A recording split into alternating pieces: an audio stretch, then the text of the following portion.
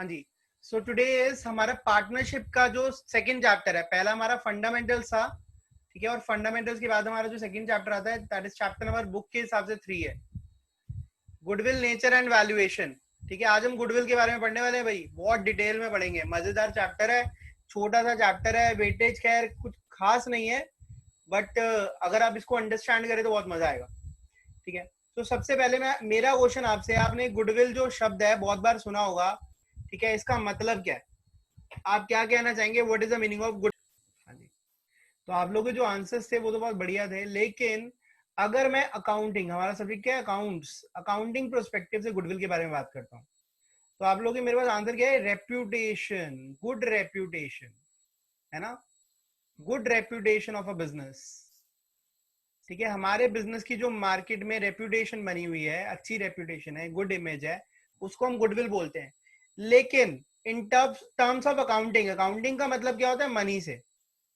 Accounting ने इसको कैसे डिफाइन करा? अकाउंटिंग ने कहा कि goodwill, goodwill enables a business to earn more profits. Goodwill एक बिजनेस को लायक बनाती है, enables a business to earn more profits than a newly setup business. ठीक है, तो जो एक बिजनेस, पुराना बिजनेस मार्केट में ज्यादा पैसा कमा रहा है than a newly setup business, that is because of goodwill. ठीक है, the profit, the extra profits, extra earnings, ठीक है, इज बिकॉज ऑफ गुडविल। ये हमें गुडविल की वजह से मिलती है। ठीक है, समझ आ गई बात? तो अकाउंटिंग टर्म्स में क्या है कि गुडविल हमारे बिजनेस को ज्यादा प्रॉफिट्स कमाने में हेल्प करती है, कैपेबल बनाती है। ठीक है, तो वो जो गुड रेप्यूटेशन है उसको मनी से लिंक कर दो कि गुड रेप्यूटेशन से जो गुड एक्स्ट्रा प्रॉफिट्स आ रहे हैं वो हमारी गुडविल की वजह से आ रहे हैं। ठीक है, तो अब हमें ये चैप्टर में पढ़ना क्या है? सबसे पहली चीज हमने यहां पर पढ़नी है टाइप्स ऑफ गुडविल। ठीक है, गुडविल के टाइप्स क्या होते हैं? ठीक है, नेचर ऑफ गुडविल, गुडविल का नेचर क्या है? ठीक है, उसके बाद वैल्यूएशन ऑफ गुडविल, इस गुडविल को वैल्यू कैसे करा जाए, मतलब अपनी रेप्यूटेशन की वैल्यू, मॉनिटरी वैल्यू को कैसे कैलकुलेट करा जाए। ठीक है, तो ये सबसे इंपॉर्टेंट पार्ट है, लेकिन हम इसको भी लेस इंपॉर्टेंट नहीं, क्योंकि 1 मार्क के क्वेश्चन जो है वो इसमें से बनते हैं। ठीक है, वैल्यूएशन ऑफ गुडविल तो हमारा प्रैक्टिकल पार्ट है। ठीक है, यहां पर हमने देख रहे हैं गुडविल को कैसे वैल्यू करा जाए। यहां पर मैं इसका छोटा सा एग्जाम्पल आपको दे सकता हूं। मेरी दुकान के अंदर 1 लाख रुपए की इन्वेस्टमेंट करी मैंने, और 5 साल मैंने इसको चलाया। अब एक बंदा मेरे पास आता है, ठीक है, इसका नाम रख देते हैं हम एक्स। एक्स आया मेरे पास और वो क्या कहता है, भाई साहब आपकी दुकान में कितना सामान है? मैंने कहा 1 लाख का। कहता है आप मुझे 1,20,000 में दे दो, आपको 20,000 का प्रॉफिट हो जाएगा। मैंने कहा नहीं। 1,50,000 का दे दो। मैंने कहा नहीं। ठीक है, आपको 50,000 का प्रॉफिट हो जाएगा। मैंने कहा 5 लाख का दूंगा, चाहिए? कहते 5 लाख क्यों भाई? मैंने कहा मैं तुझे 5 साल की, 5 years के एफर्ट्स बेच रहा हूं। 5 years के क्या बेच रहा हूं? एफर्ट्स बेच रहा हूं। इसका मतलब जो मेरी क्लाइंटेज है, ठीक है, जो मेरे कस्टमर्स हैं, वो अब से तेरे हो जाएंगे। जैसे ही मैं ये शॉप तेरे को बेचूंगा, अगर तुझे, तेरे में स्किल है, तो एटलीस्ट तुझे जीरो से शुरू नहीं करना पड़ेगा। मेरे पुराने कस्टमर तेरे, क्योंकि वो मेरे नाम से तेरी दुकान पर आएंगे। ठीक है, तो इसलिए उसने कहा कि मैं एक्स्ट्रा पैसा लूंगा। किस चीज का? गुडविल का। और यही कितना एक्स्ट्रा पैसा लेना है, इसी के लिए हम गुडविल को वैल्यू करते हैं। ठीक है, हम अपनी गुडविल की वैल्यू कैसे निकालें? ओके, मन से वैल्यू नहीं होती, ठीक है, दिमाग से निकालनी, कैलकुलेशन करके। समझ आई आपको ये बात? क्या यहां तक आपको क्लियर है? अब नेक्स्ट इज, सबसे पहली चीज हम नेचर ऑफ गुडविल के बारे में पढ़ने वाले हैं। ठीक है, नेचर का मतलब क्या है? ठीक है, यहां पर अकाउंट्स के अंदर गुडविल को क्या, किस कैटेगरी में डाला जाता है? ठीक है, तो गुडविल को हम एसेट्स ट्रीट करते हैं। क्या ट्रीट करते हैं? एसेट्स की तरह ट्रीट करते हैं। हाँ जी, सो गुडविल इज एन एसेट। ठीक है, गुडविल क्या है? एक एसेट है। ठीक है, अब आप कहोगे एसेट कैसे बेटा? Anything which gives you future economic benefit is an asset. और गुडविल आपको क्या दे रही है? Extra profit, extra earnings. तो ये तो अपने आप ही एसेट हो गई, है ना। अब गुडविल सर कौन सी एसेट है? So goodwill is an intangible fixed asset. Goodwill को हम क्या बोलते हैं? Intangible fixed asset. ठीक है, इंटैंजिबल मतलब which does not have physical existence, जिसकी फिजिकल एग्जिस्टेंस नहीं है। ठीक है, लेकिन उसके बेनिफिट्स हैं। और ये एक लॉन्ग टर्म एसेट है, इसलिए हमने इसको फिक्स्ड एसेट्स बोला। तो फर्स्ट थिंग आपका क्वेश्चन आता है 1 मार्कर, वो कहते हैं भाई गुडविल कौन सी एसेट है? तो आप क्या बताओगे? It is an intangible fixed asset. Is this clear to you? अब हम आगे चलते हैं। अब आ जाते हैं types of goodwill. Next important question, goodwill के भी अलग अलग टाइप्स होते हैं। ठीक है, there are 2 types of goodwill.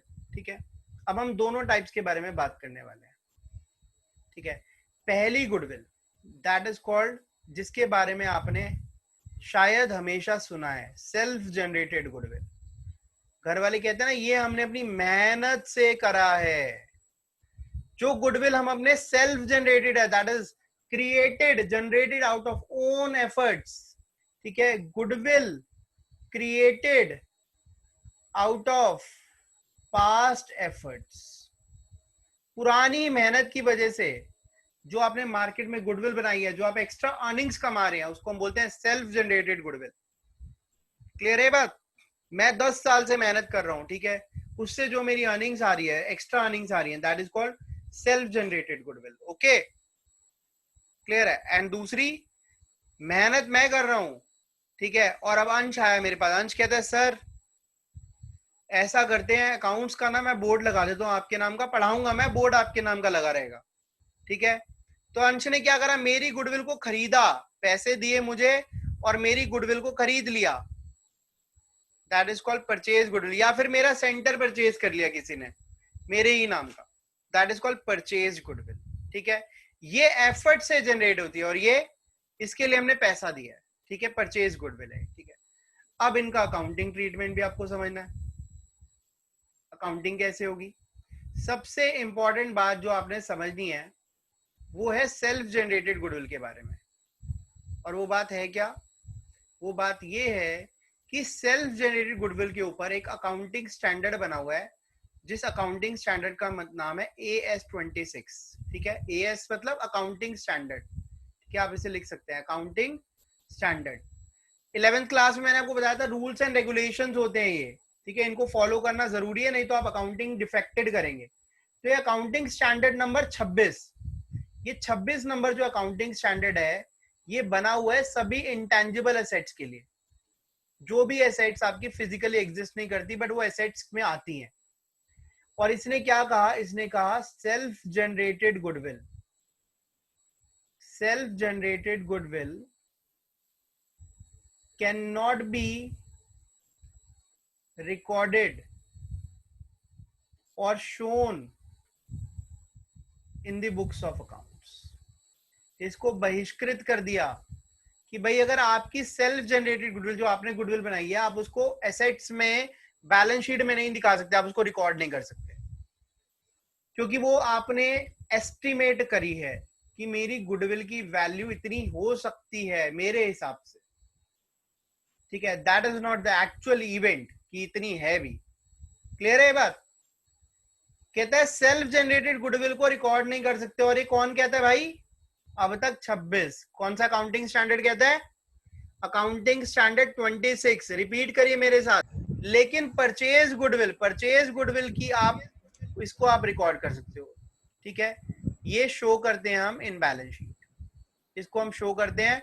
अगर आपने इसका कैश दिया है तो एंट्री क्या हो जाएगी? Goodwill account debit to cash account, पैसा कम हो गया और गुडविल आपकी बैलेंस शीट में शो होने लग जाएगी। क्या आपको मेरी इतनी बात समझ आई? कितने तरह की गुडविल है? सेल्फ जनरेटेड और परचेज। परचेज शो कर सकते हैं, सेल्फ जनरेटेड जो मैंने अपनी मर्जी, अपने एफर्ट से बनाई, वो नहीं कर सकते। क्लियर है? हाँ जी। सो अब हम करने जा रहे हैं वैल्यूएशन ऑफ गुडविल के ऊपर बात। ठीक है, हम अपनी गुडविल को वैल्यू कैसे करें, आज हम सीखेंगे। ठीक है, सबसे पहली चीज गुडविल को वैल्यू क्यों करना है। ठीक है, इसके ऊपर आपने कुछ पॉइंट्स लिखने हैं। When goodwill is valued,